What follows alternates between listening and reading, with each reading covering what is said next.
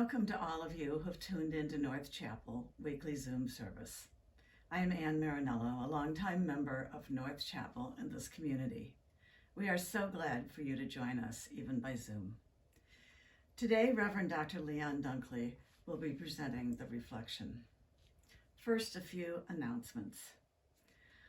Today, Sunday, February 27th at 11, there is a Zoom community conversation facilitated by Leon and Michael Zoldis. Please join us. The Zoom connection or link can be found on the church website, which is http://northchapelvermont or northchapelvt.org. Also, a reminder that our third annual Zoom Spring Fling auction will open on March 1st. There are over 70 items on offer, and this is one of our biggest fundraisers. Please check out the site and invest in North Chapel. Access to the auction is also through a link on the previously noted website. A third reminder, one of the agreed upon tenets of the North Chapel is to work towards carbon neutrality. The Social Justice Committee notes that on March 1st, town meeting day, there will be a chance to support carbon reductions in Woodstock.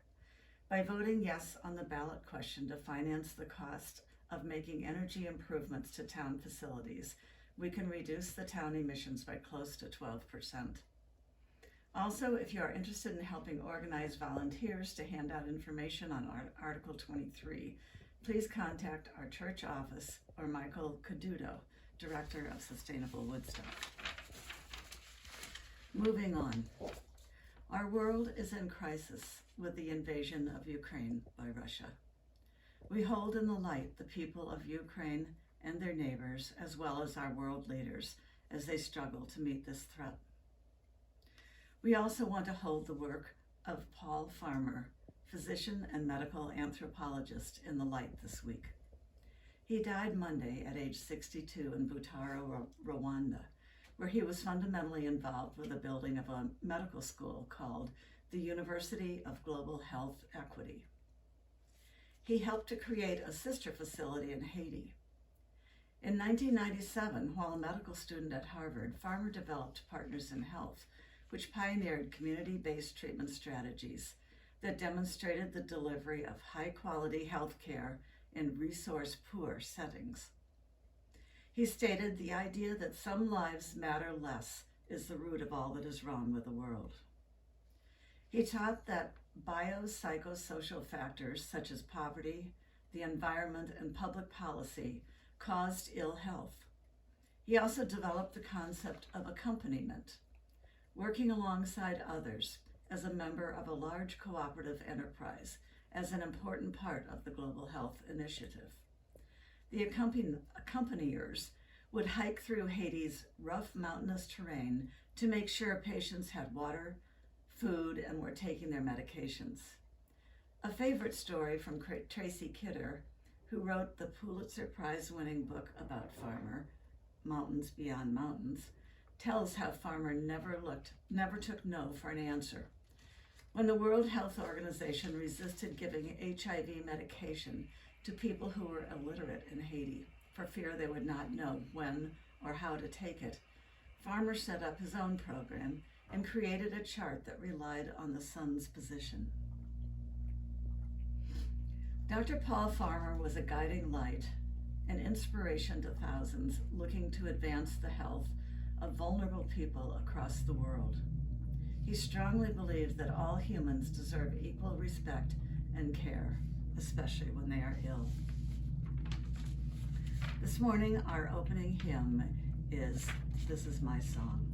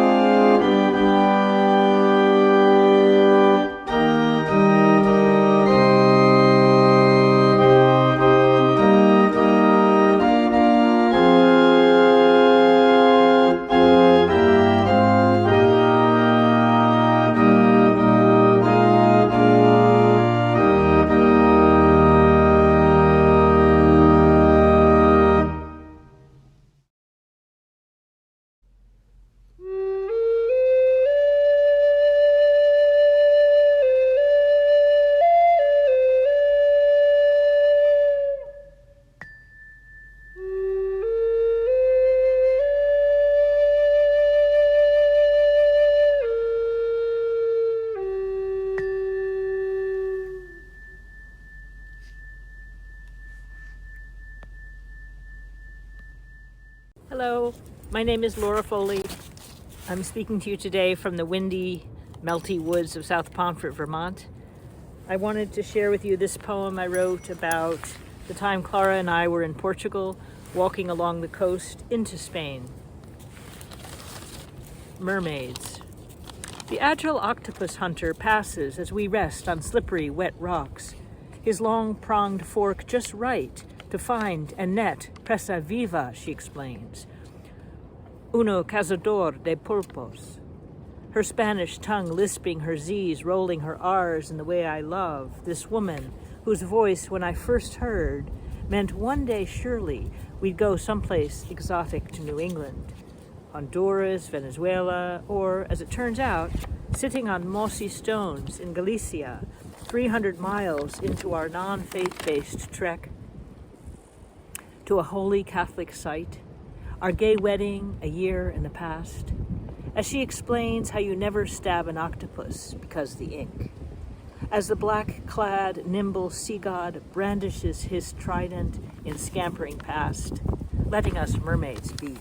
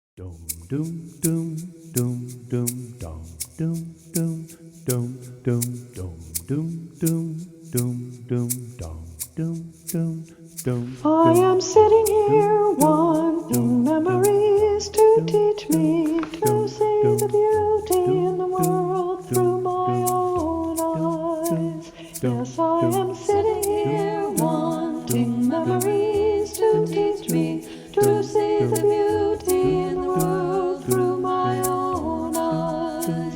You used to rock me in the cradle of your arms. You said you'd hold me till the pains of life were gone.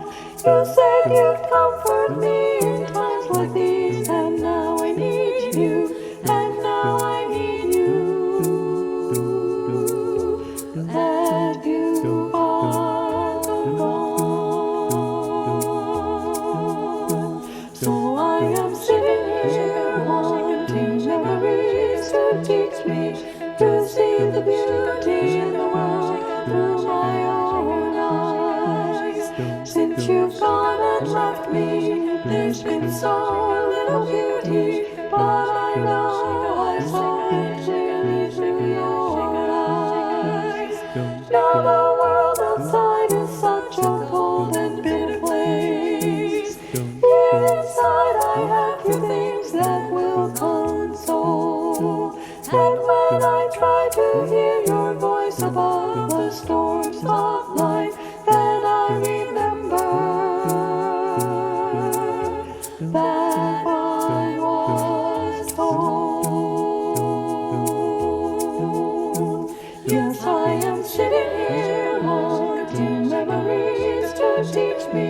to see the beauty in the world through my own eyes. Yes, I am sitting here wanting memories to teach me to see the beauty in the world through my own eyes.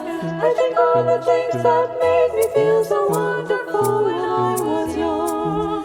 I think all the things that made me laugh, made me dance, made me sing. I think all the things that made me grow into a being full of pride. Think on these things, for they are true. And I am sitting here wanting memories to teach me to see the beauty in the world through my own eyes. I thought that you were gone, but now I know you're with me. You are the voice that whispers all I need to hear. I know a please and thank you and a smile will take me far. I know that I am you and you are me and we are one. I know that who I am is numbered in each grain of sand. I know that I've been blessed again and again and again. Yes, I am sitting here wanting memories to teach me to see the beauty in the world through my own eyes. Yes, I am sitting here wanting memories to teach me to see the beauty in the world through my own eyes.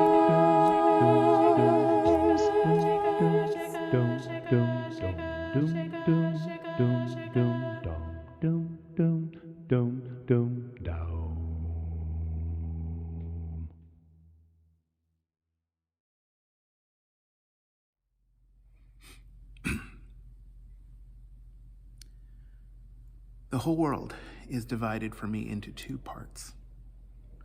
One is she, and there is all happiness, hope, and light. And the other is where she is not, and there everything is dejection and darkness. Good morning and good Sunday. I hope that this new day finds you well.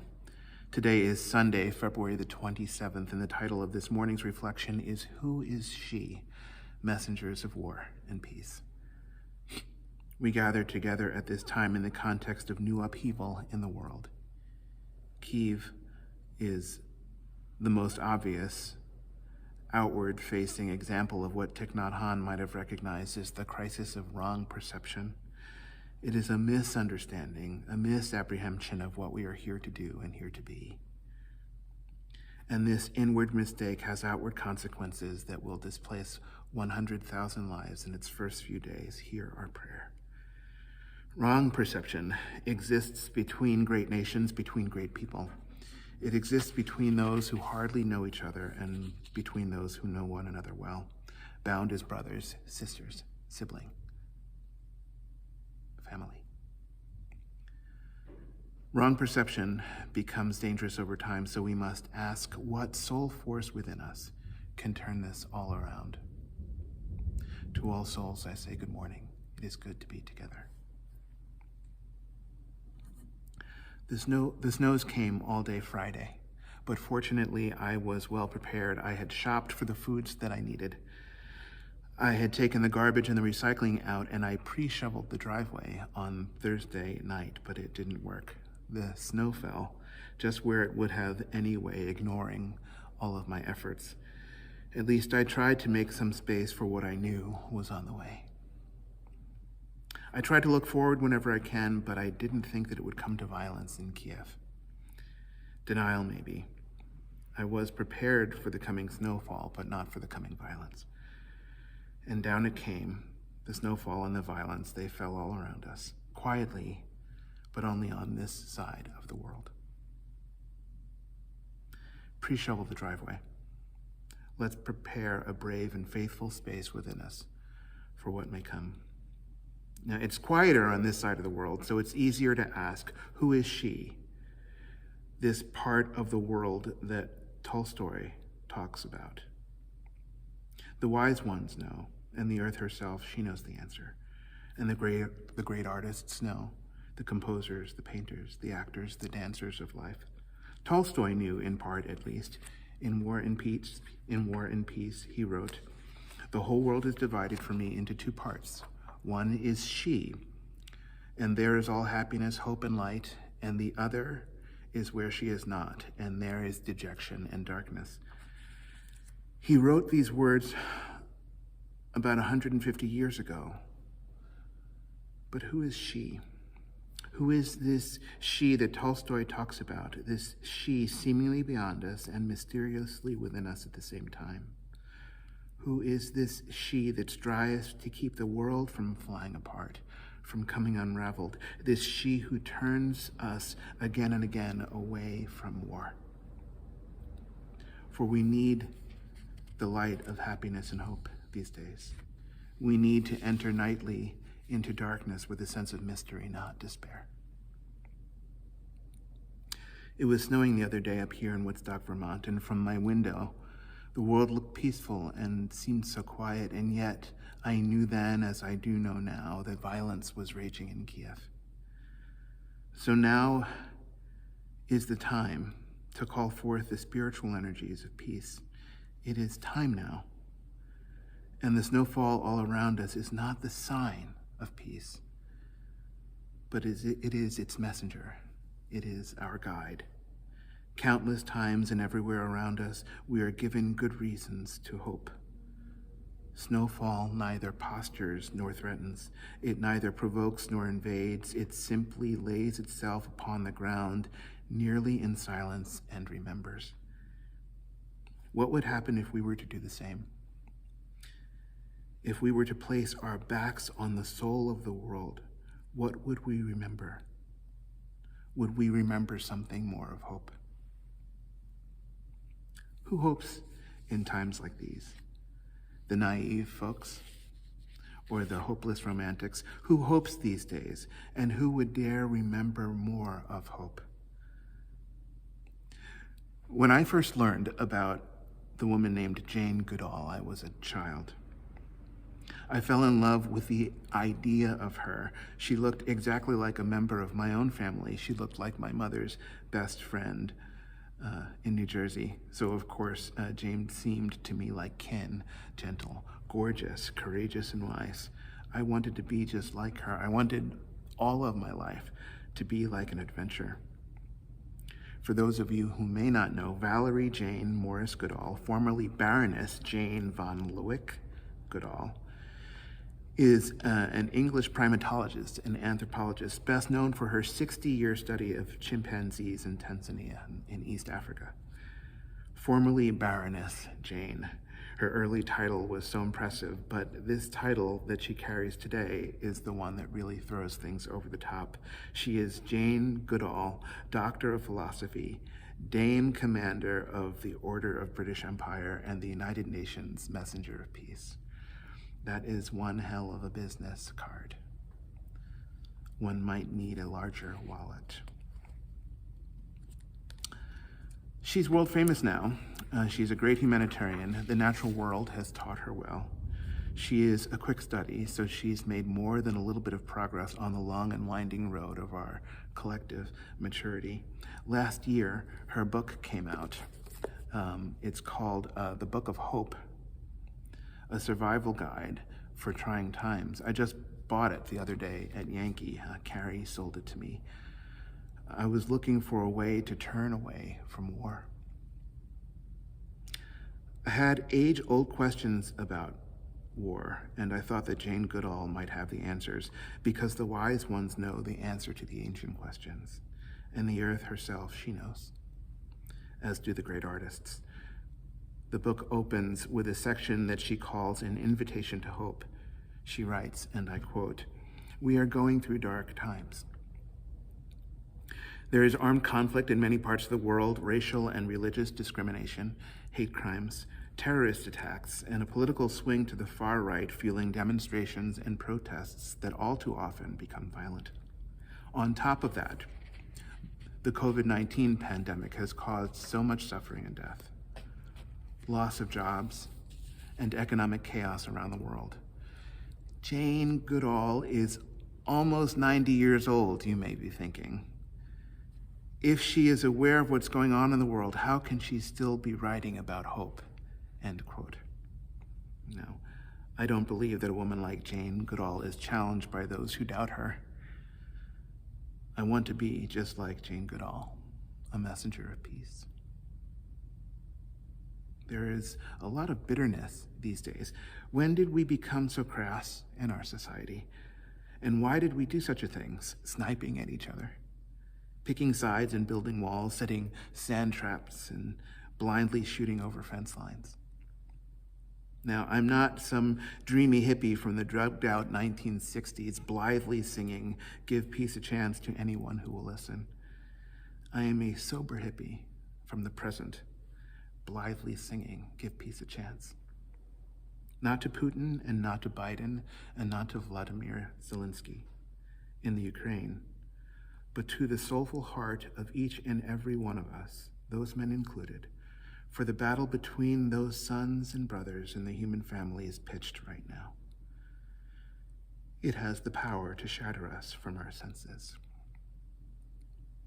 President Zelensky deeply fears that his own life is in danger now. He said so himself. He said, "According to the information that we have, the enemy has marked me as target number 1 and my family as target number 2. They want to damage Ukraine politically by destroying the head of state." President Putin says that he is powerless and that he had no choice but to invade. As Amy Goodman reported, on Thursday, Russian President Vladimir Zelensky gathered Russia's wealthiest men for a meeting just hours after Russian forces began a sweeping attack on Ukraine by land, air, and sea. Putin said that he had no choice but to attack in order to ensure Russian security.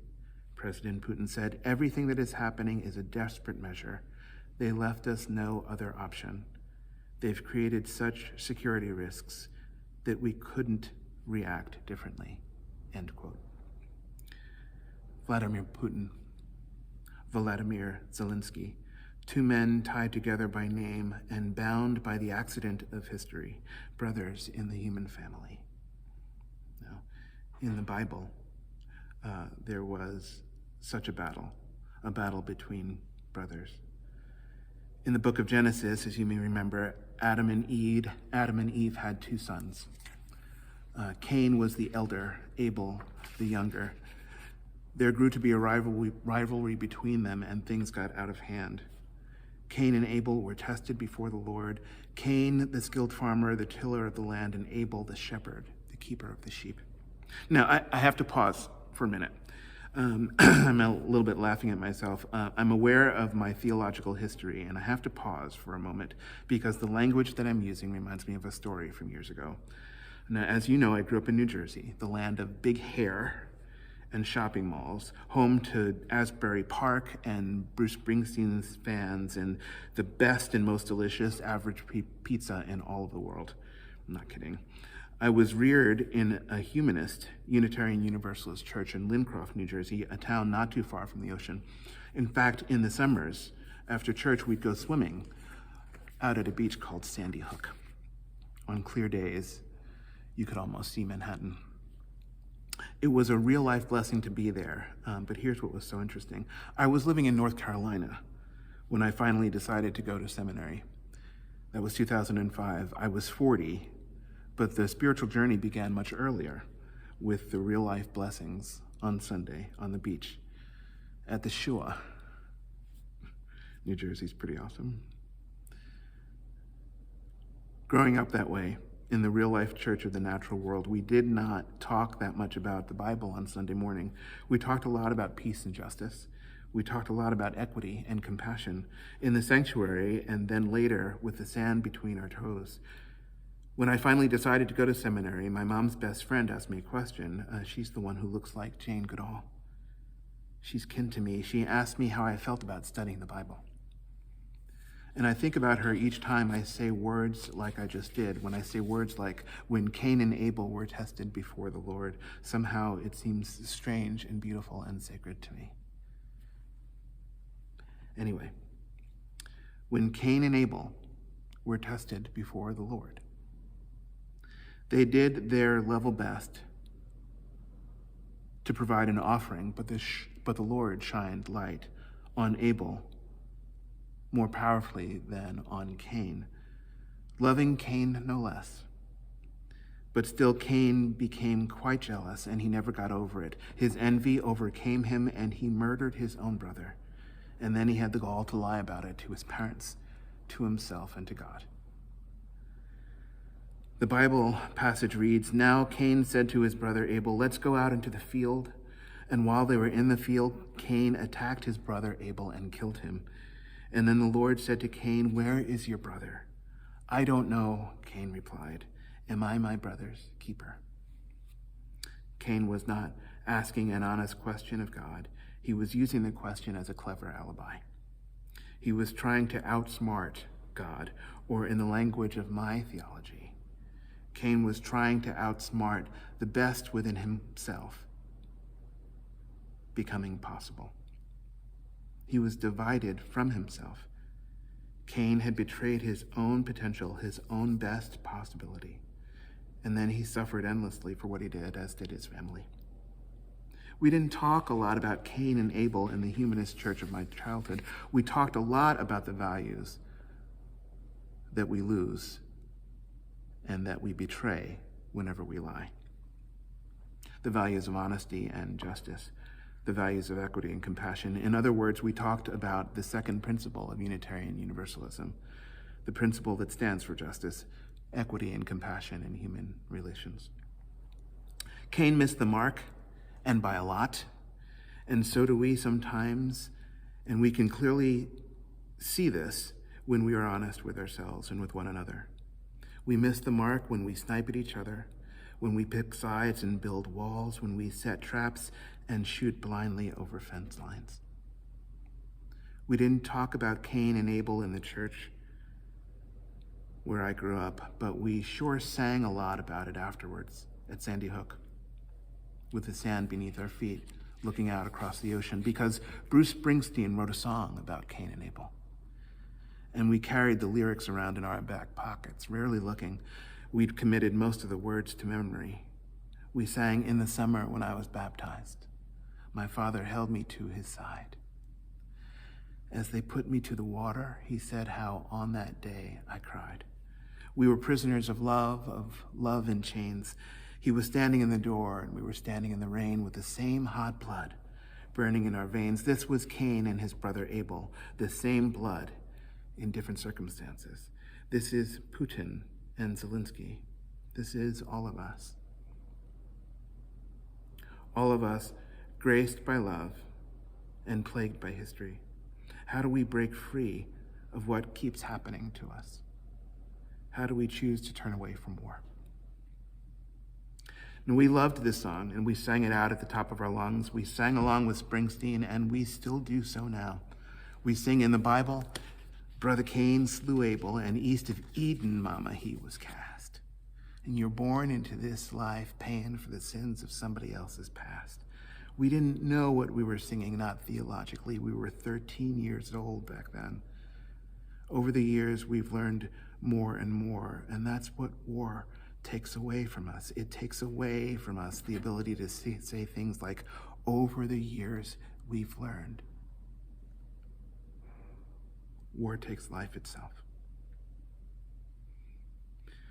We sang this song in private, but we never performed it in the band. You can't sing songs like this, not because they're biblical, but because of how expressive Springsteen is. No one can sing it like him. He's like Bob Dylan in this way sometimes. He sings this line at the end of the song, "Lost but not forgotten in the dark heart of a dream," and he screams it out as if his very life depends on it, and nobody else can sing it like that. No one dares and no one tries. At least not in New Jersey. It's just not a thing that you do. It's like a code. It's unwritten law, and if you break it, you might be banished, cast out just like Cain, east of Eden somewhere. For us, a song like this was Bible study, theology by way of rock and roll, with the summer sand beneath our feet. Cain, driven by foolishness and by jealousy, a son, a brother, picked up a heavy stone and killed his own. There's no kind of trouble like a man with a smoke and no regard for kin, but what can I say? This is what we do in times of war and peace. There was no invading army threatening Cain in any way, save the army of anguish and anxiety within himself. He couldn't escape that army. This is what we find in the book of Genesis, the great fight between two brothers that began within only one of them. If a different path had been available, what might have happened between them? How can we create this different path? How can Cain and Abel break free? This is not in the book of Genesis. It makes one long for the book of Thelma and Louise, because they found a way to break free to freedom. Thelma and Louise broke free back in the movie from 1991. They changed the rules of violence that threatened their lives. They broke free of the rules that powerful men had created for them. How do we do that? How do we become so free? In 1867, Leo Tolstoy wrote, "The whole world is divided for me into two parts. One is she, and there is all happiness and hope and light. The other is where she is not, and there everything is dejection and darkness." Who is this she? I still wonder. The one that Tolstoy was musing about. I don't know, but I do know that there's a woman named Joanna Macy, and I know that Joanna Macy believes that a better world is possible. Like Cornel West, I believe in this better world, but I am not optimistic. And just like him and like Jane Goodall, I remain a prisoner of hope, not because hope is somehow coming round the mountain, but because I know that hope is what inspires the mountains to rise. If you look around, you'll see it. Mountains are rising all around us in good times and in tempest, still they rise. Jane Goodall is a mountain of hope. Joanna Macy is a mountain of hope. North Chapel and our broader community is a mountain looking out over the valley. And our dear Paul Farmer, dearly departed Dr. Farmer, was a mountain of hope. Against the odds and against the grain, we do not surrender, we carry on. People like these, they inspire hope. Paul Farmer strengthens hope, the doctor that Anne Marinello spoke of in her opening words. Dr. Farmer was the groundbreaking physician. He used his skills to develop global health initiatives in Haiti and in Rwanda. He brought healing energies into the world, and we need that now. What a beautiful choice. He made it when powerful forces were threatening, the forces of war and famine, infectious disease, failing healthcare systems. Still, he chose the good way forward. He cleared a space for what was to come. He said, that's why we went to Rwanda. We went with the Clinton Foundation and other partners, and we worked with the Ministry of Health in Rwanda. And that has been the most rewarding decade of my life as a doctor. Just to see the reversal of fortune, how quickly this can happen. We never know what's unfolding before us. Great things are truly possible. So don't lose hope, because we rise, like Tom, like Peg, like Mount Monadnock and Kilimanjaro. We rise. Earlier this morning we sang, "This is my song, O God of all the nations." This is a song of peace for lands afar and mine. This is my song, the country where my heart is. Here are my hopes, my dreams, my holy shrine. May we remember this in Kiev. May we champion the hope that makes the choice of peace a genuine one. Choose peace. Breathe peace. Pray peace. Be peace. Bring honor to that strength of hope that rises slowly and moves the mountains. May it be so. Blessed be. And amen.